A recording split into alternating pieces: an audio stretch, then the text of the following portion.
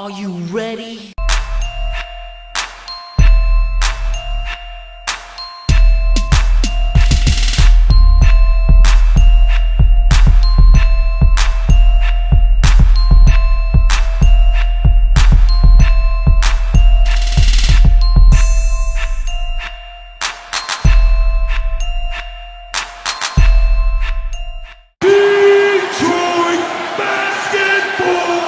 How's it going, peeps? It's your boy Ozzy, and I know in a different video I touched up on this topic, but I wanted to do a whole video on it because I feel like I do a more in-depth interpretation of it.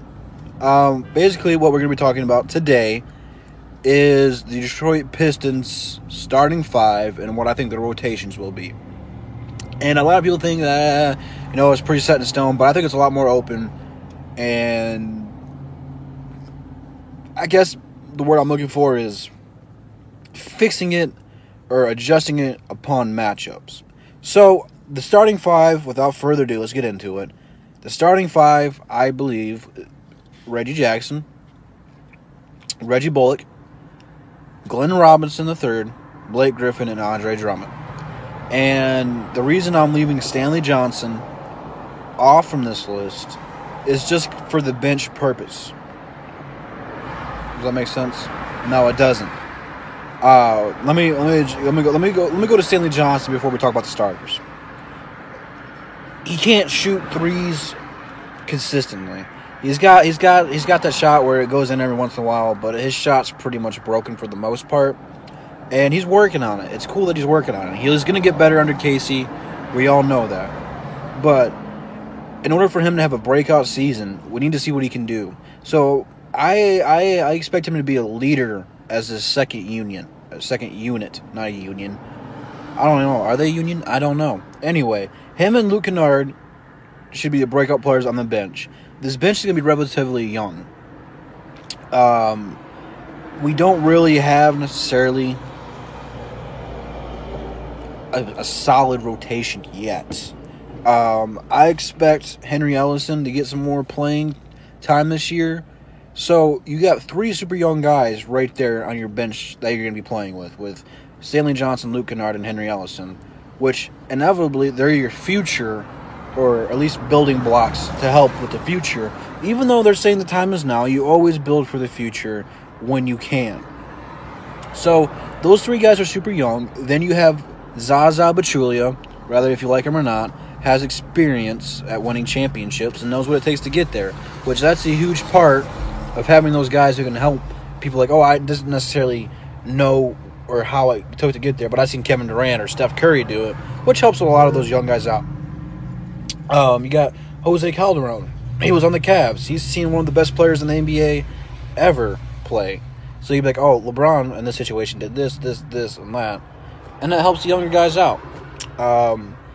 That being said, you got a pretty solid bench rotation. Not to mention John Lewis coming back, which I've known I've asked for this guy to be traded or cut or gotten rid of. But he might be better. Who knows? After watching some of his highlights back when he played for the Suns, he wasn't a bum. He was all right. In his first year here, he was all right.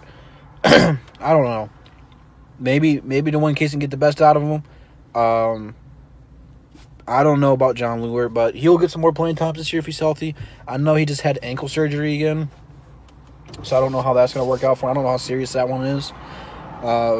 It's obviously been about the same as Reggie Jackson because he missed all of last year with it. So, that being said, but, he's a good backup for Blake. He's a good floor spacer. He can shoot the three. So, he really fits with Dwayne Casey's system. So, that was the bench. I know I did it in a weird order. I went to the bench first because I wanted to talk about Stanley Johnson leading the role. Because I think they're gonna give Stanley Johnson the ball and run the bench through him. So he might be a potential 6 man of the year candidate. But back to the starting roster or the starting five. Reggie Jackson needs to stay healthy. Obviously, number one. We've talked about this for 3 years now. People are asking for a trade on Reggie Jackson. I still don't get why they're asking for a trade for Reggie Jackson. The guy is the season, whether you like it or not. if he's putting up numbers now, even when he's only averaging 15 points a game, he's still the leader of this team, and we don't do good when he's not here. Reggie Bullock is the shooting guard, and he's one of the most proficient three-point shooters we have in the NBA today. Over 50-some% shooting threes, so I expect that percentage to come down a little bit this year, just because I feel like he's going to be shooting more.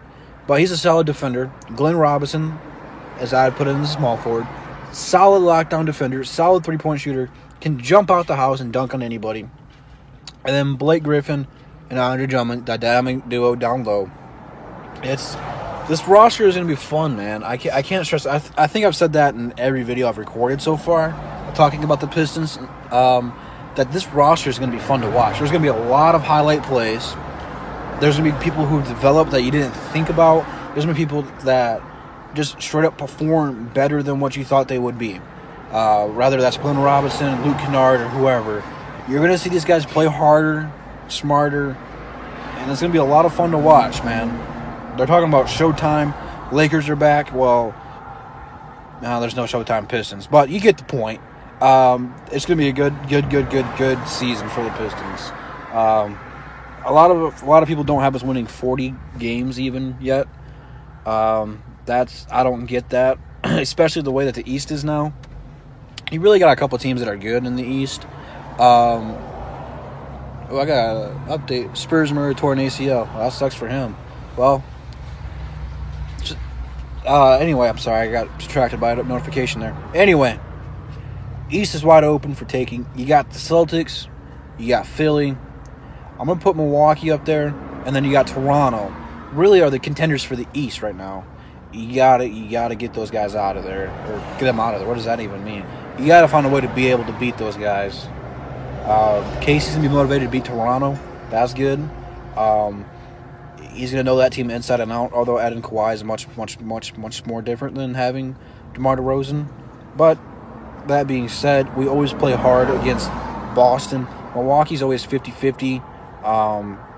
Philly, we always struggle against Philly, but maybe Dwayne Casey has the answer for that to push us over the hump.